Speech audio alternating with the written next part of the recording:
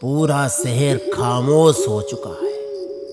सड़क के किनारे एक भिखारी मोहन सोने की कोशिश कर रहा है, लेकिन खाली पेट उससे सोने नहीं दे रहा। उसके जिंदगी में सिर्फ भोलू ही है जो हर कदम पर उसका साथ देता है।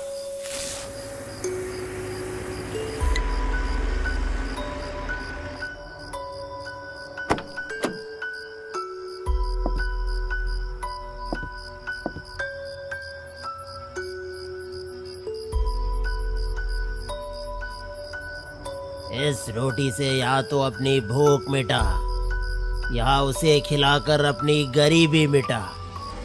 ये बोलकर उसने मोहन के हाथ में एक कागज थमा दिया। उस आदमी की बात मोहन को अजीब तो लगा, लेकिन उसके मन में एक लालच ने जन्म ले लिया। मोहन ने कागज को खोलकर देखा। उसमें एक पता और एक नक्शा था। नक्शे का पीछा करते करते वो एक पुरानी हवेली पर पहुंचा और नक्शे के मुताबिक उसको अब एक कुएं के अंदर जाना था। उसने कुएं के ऊपर से ढक्कन हटाया और अंदर झांका। वो कुआं काफी गहरा था। नीचे कुछ था तो सिर्फ गहरा अंधेरा। नीचे जाने के लिए एक रस्सी लटकी हुई थी। मोहन उस रस्सी को पकड़कर कुएं के अंदर गया। मोहन के पैर नीचे जमीन को छूते ही जमीन पर एक लालटेन और माचिस था। मोहन उस लालटेन को जलाता है और उसको हाथ में लिए वो उस कुएं के अंदर हर तरफ देखने लगता है, लेकिन उसे वहां कुछ नहीं मिलता। फिर वो निराश होके वापस जाने लगता है। पर अचानक किसी के धीमी सांस की आवाज ने उसका ध्यान खींचा। काली अंधेरी सी एक आकृति उसके सामने आया। लाल शरीर, जैसे किसी इंसान के खाल को निकाल दिया गया।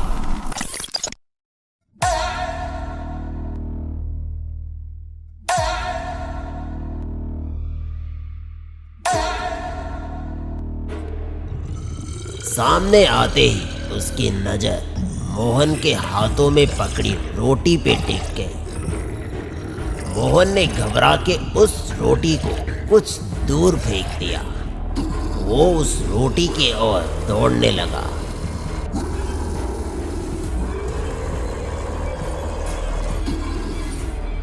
पहले उसने उल्टी किया, फिर उस रोटी पर वो टूट पड़ा। मोहन की नजर उसकी उल्टी पर पड़ी। उस उल्टी के साथ सोने के टुकड़े जमीन पर बिखरे पड़े थे। डरते हुए मोहन ने कुछ सोने के टुकड़ों को उठाया और वहां से निकल गया। रस्सी के सहारे मोहन ऊपर चला आया, लेकिन जो उसने देखा उसको अपनी आंखों पर यकीन नहीं हो रहा था। उसकी सांसें फूल रही थी, पसीने से बदन भीगा हुआ था और डर से कांपते हुए उसकी नजर सामने जमीन पे पड़ी। फिर उसके सारे सवालों के जवाब वहां उसको दिखने लगा। उसका सामना हस्तर से हुआ था। देवी के कोख से जन्मा पहला संतान था हस्तर, जो उम्र के साथ लालची होता गया और लोगों पे जुल्म करके उनका धन लूटने लगा। क्रोधित होकर देवी ने उसे श्राप दिया कि जो वो खाएगा अगले दिन वो सब उसके पेट में सोने में बदल जाएगा। लोगों को कहा गया कि वो हर रात उसके लिए भोजन लेकर जाएं।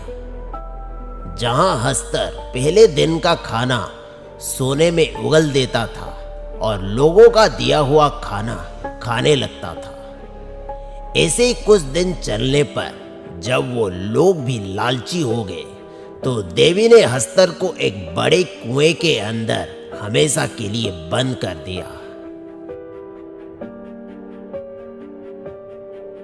समय के साथ ये बात एक रहस्य बन चुकी थी, लेकिन सालों बाद ये राज फिर से किसी के सामने आया। मोहन को अब सब कुछ समझ में आ चुका था। हाथ में सोने के टुकड़े को पकड़कर वो अब अगली रात के इंतजार में था। अगली रात आई। इस बार मोहन ने अपने साथ ज्यादा रोटी ले लिया था ताकि सोना उठाने के लिए उसे ज्यादा वक्त मिले।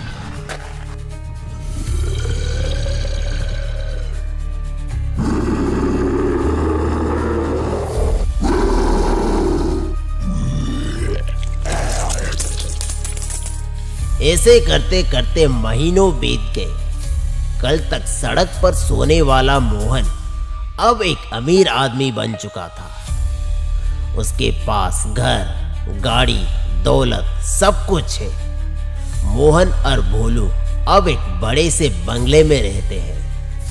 पर हर रात जब शहर सो जाती, मोहन चुपचाप रोटी साथ में लेता और उसी अंधेरे कुएं में उतर जाता जहां हस्तर उसका इंतजार कर रहा था। बोलो, अब हम अमीर बन चुके हैं। आज से मुझे किसी हस्तर के आगे हाथ फैलाने की जरूरत नहीं।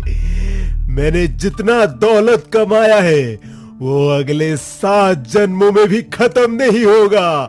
आज से मैं रात को चैन की नींद सोऊंगा। मोहन ये भूल चुका था कि लालच एक दलदल है। एक बार जो पैर रख दिया तो निकलना आसान नहीं। बहुत दिनों बाद आज मोहन अपने कमरे में सुकून की नींद सो रहा है, लेकिन उसका ये सुकून ज्यादा देर तक नहीं टिका। थोड़ी देर बाद एक तेज आवाज से उसकी आंखें खुली, जैसे कोई गीली हड्डी तोड़ तोड़ कर चबा रहा हो, और उसकी सांसें सीधा गले में अटक गई। वो अपने कमरे में नहीं था, वो वापस उसी कुएं के अंदर था जहां वो रात में हस्तर को रोटी देने के लिए जाता था। और मोहन का शरीर पूरा का पूरा सूना पड़ चुका था। ना हाथ हिल रहे थे, ना जुबान, सिर्फ आंखें जिंदा थी। हल्की सी सांस की आवाज आई, फिर अंधेरे से हस्तर बाहर आया। वो मोहन के बिल्कुल नजदीक था। मोहन सिर्फ देख और सुन पा रहा था। आज तुझे छोड़ रहा हूं, लेकिन अगर तूने फिर से ऐसा किया तो तेरा क्या अंजाम होगा ये तू थोड़ी देर में समझ जाएगा। मोहन झटके से आंखें खोलता है और देखता है अपना महंगा बिस्तर और अपना महंगा कमरा, सब कुछ पहले जैसे था। सपना, ये बस एक सपना था।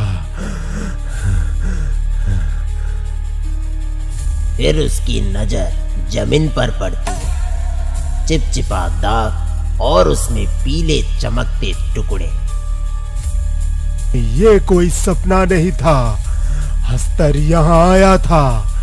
यहाँ उसने उल्टी की है, मतलब उसने आज रात का खाना खा लिया।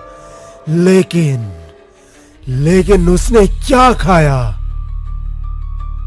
ये सोचकर उसकी सांसें रुक गई। वो अपने बिस्तर से उठकर दौड़ते हुए घर के कॉरिडोर की तरफ भागा। जमीन पर भोलू के गले का पट्टा पड़ा था। आसपास खून के छींटे लगे थे। ये देखकर मोहन घुटनों पर गिर गया और पट्टे को दोनों हाथों से उठाकर रोने लगा।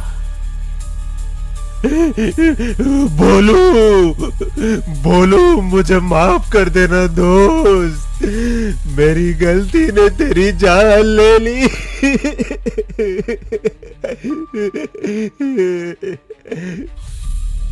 हस्तर की डर ने उसको एक जिंदा लाश बना दिया। वो अपने गाड़ी में घर से बाहर निकला।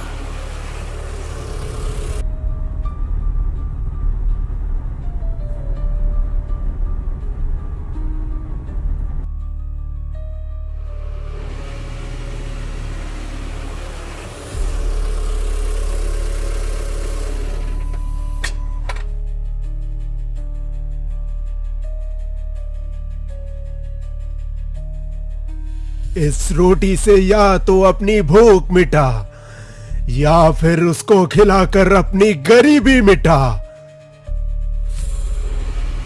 जब लालच इंसान पर हावी हो जाता है तब उसे खुद भी एहसास नहीं होता कि कब वो एक गहरी दलदल में धंसता चला जाता है। मोहन ने हस्तर का पता सूरज को दे दिया ताकि वो हस्तर से अपना पीछा छुड़ा सके। अब सूरज के मन में भी वही लालच आ चुका था। बिना ज्यादा सोचे सूरज उसी पुरानी खंडर के पास पहुंचा। उसको मालूम था कि उसको अब उस कुएं के अंदर जाना है। वो कुएं का ढक्कन हटाने के लिए आगे बढ़ा कि तभी पीछे से किसी की आवाज आई। रुको! ये आवाज सुनकर एक पल के लिए सूरज डर गया और पीछे मुड़ा। वहां एक पंडित खड़े थे, पसीने से भीगे हुए, तेजी से सांस लेते हुए। ऐसा लग रहा था जैसे वो कहीं से दौड़ते हुए उसके पास आए हैं। इससे पहले सूरज कुछ बोलता, पंडित ने कहा, उस कुएं के अंदर जाने की गलती मत करना। ये लालच तुम्हें कहीं लेकर नहीं जाएगा। वहां जो है वो तुम्हें तबाह कर देगा। कौन है इस कुएं के अंदर? उस कुएं के अंदर है हस्तर, जो अपने अगले शिकार के इंतजार में है। तुम उसके पास नहीं आए, उसने तुम्हें यहाँ बुलाया है।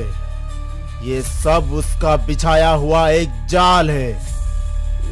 लेकिन आप कौन हो और आपको ये सब कैसे पता? मैं वो हूँ जिसके पिता ने इन सब का शुरुआत किया था।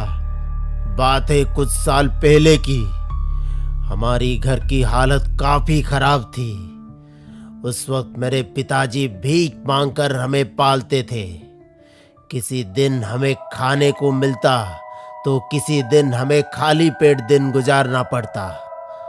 हम सब बहुत तकलीफ में थे। लेकिन अचानक से मेरे पिताजी के पास इतना दौलत आने लगा कि हमारी सारी गरीबी मिट गई। हमें लगा हमारी किस्मत चमक उठी। हमारे पास बड़ा सा बंगला, जमीन, सब कुछ आ गया। लेकिन हमारे बार बार पूछने पर भी पिताजी ने कभी ये नहीं बताया कि उनको इतना दौलत कहाँ से मिल रहा है। बस वो हर रात कुछ रोटी साथ में लेकर घर से निकल जाते थे। कहाँ जाते थे हमें नहीं पता था। लेकिन एक रात वो कहीं नहीं गए और अगली सुबह हमें उनकी लाश उनके कमरे में मिला। लेकिन उनकी लाल आंखों ने मेरे दिल में शक पैदा किया। धीरे धीरे हम उनको भूलने लगे। फिर 2 साल बाद मुझे पिताजी का कुछ सामान मिला।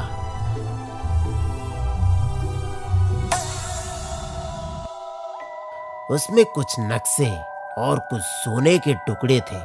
तब मेरे मन में कई सवाल आए जिनका जवाब ढूंढने के लिए मैं घर से निकल पड़ा और उन नक्शों के मुताबिक मैं जा पहुंचा तुम्बड़ में। वहां मुझे मेरे सारे सवालों के जवाब मिल गए। कैसे देवी ने हस्तर को श्राप दिया था कि वो जो खाएगा अगले दिन सोने में उगल देगा, लेकिन उसको कहीं पे बंदी बना दिया गया था। और मेरे पिताजी ने वो जगह ढूंढ लिया। हर रात वो रोटी लेकर हस्तर के पास जाते थे और सोना लेकर वापस आते थे। तब हम बहुत अमीर बन चुके थे, लेकिन लालच बुरी बला है। और ये बात मेरे पिताजी को समझ में आ गया था। इसीलिए हस्तर से पीछा छुड़ाने के लिए उन्होंने उसके पता और नक्शा किसी और को दे दिया। इस रोटी से या तो अपनी भूख मिटा या उसे खिलाकर अपनी गरीबी मिटा। और अगले दिन उनकी लाश उनके कमरे में मिला। तो क्या हस्तर अभी भी जिंदा है? नहीं, उसकी मौत तो काफी पहले हो चुकी थी, जब वो बंदी बना था। लेकिन उस वक्त उसने शैतान की सिद्धि किया था और एक ऐसा साजिश रचा जो आने वाले वक्त में पूरी इंसानियत को ही मिटा देगा। साजिश? कैसे साजिश? इस रोटी से या तो अपनी भूख मिटा या उसे खिलाकर अपनी गरीबी मिटा।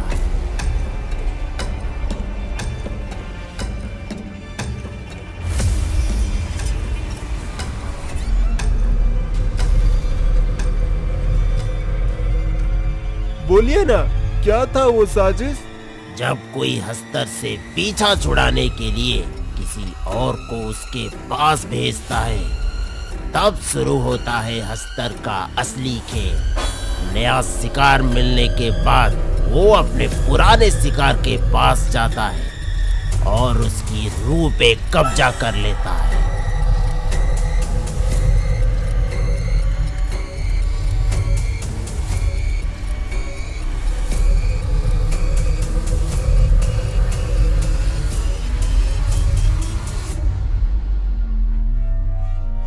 जब कोई हस्तर के हाथों मारा जाता है तो उसी के रूह से एक और हस्तर पैदा होता है।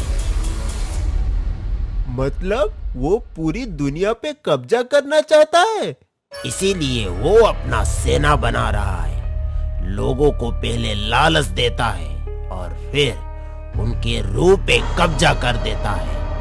क्या हस्तर को रोकने का कोई रास्ता नहीं है? हाँ, हमें उसकी लाश को जलाना होगा, तभी जाके उसको मुक्ति मिलेगी। लेकिन वो तो अकेला नहीं है ना, तो क्या हमें सारे लोगों की आत्मा को मुक्ति देना पड़ेगा? नहीं, बाकी लोगों की लाशों का अंतिम संस्कार कर दिया गया होगा, लेकिन उनकी आत्माओं को हस्तर ने अपने कब्जे में रखा है। अगर हस्तर को मुक्ति मिल जाएगा तो बाकी सारे आत्माओं को भी आजादी मिल जाएगी और वो भी मुक्त हो जाएंगे। कहाँ है? कहाँ है हस्तर की लाश? वहीं जहाँ वो बंदी बनाया गया था, इसी कुएं के अंदर।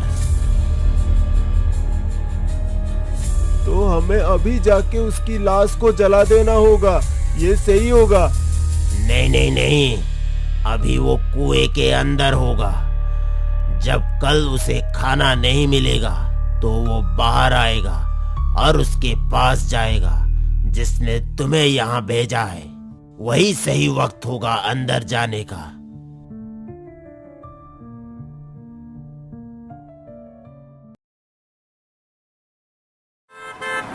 अगले ही दिन सूरज और पंडित मोहन के पास गए और उसे समझाया कि कैसे उसकी जान खतरे में। नहीं नहीं, मुझे मरना नहीं है। प्लीज प्लीज मुझे बचा लो, प्लीज। हमारे पास सिर्फ आज रात तक का ही वक्त है, इसलिए मैं जैसा बोलूंगा तुम्हें वैसा ही करना पड़ेगा। हस्तर को हराने के लिए जाल बिछाया गया और फिर वो वक्त आया जिसका बेसब्री से इंतजार था।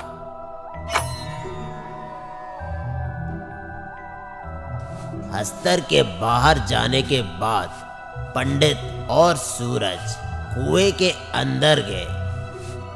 ये कोई कुएं जैसा तो नहीं लग रहा। हस्तर ने कुएं को एक सुरंग बना दिया है ताकि वो अपने मृत शरीर को यहाँ छुपा सके। हमें जल्दी उसकी लाश को ढूंढना होगा, कहीं कहीं वो वापस ना आ जाए। पंडित और सूरज हस्तर को कुएं के अंदर ढूंढने लगे और दूसरी तरफ मोहन के पास खतरे का दस्तक हुआ, लेकिन वो इस खतरे के लिए पहले से ही तैयार था। भूख लगने पर हस्तर तुम्हारे पास आएगा।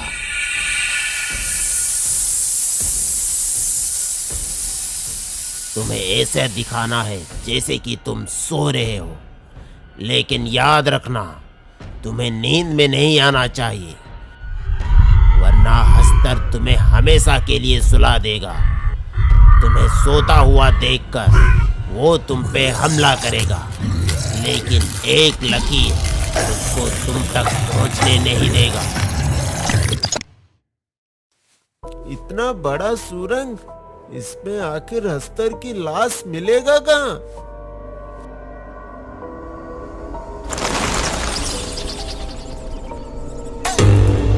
कुछ देर ढूंढने के बाद उनको हस्तर की लाश मिली।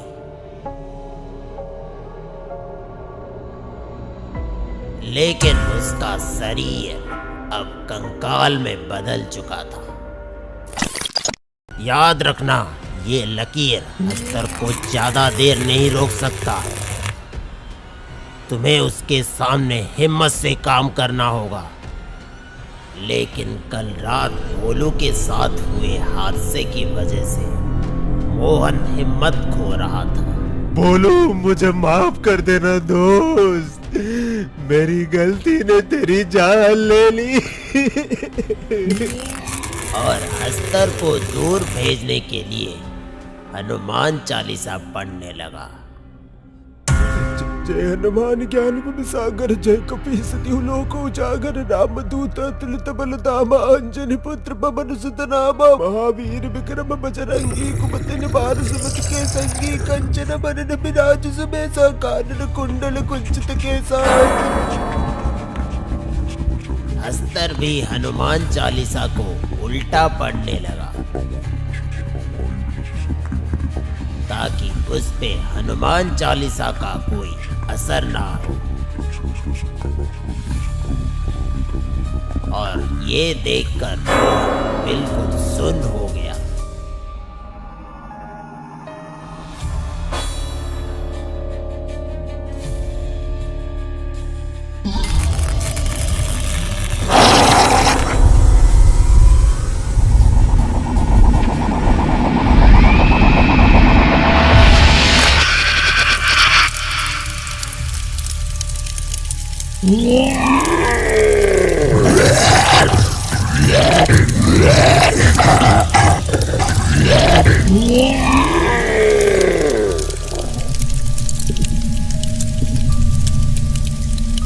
पंडित ने आकर हस्तर को हरा दिया और वो दोनों कुएं से बाहर निकलकर मोहन के पास गए।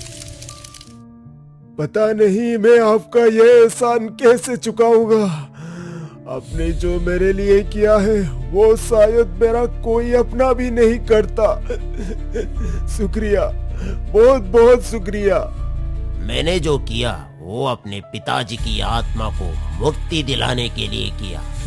कुछ देर बाद पंडित और सूरज मोहन के घर से निकल गए। अब मोहन घर पे अकेला है।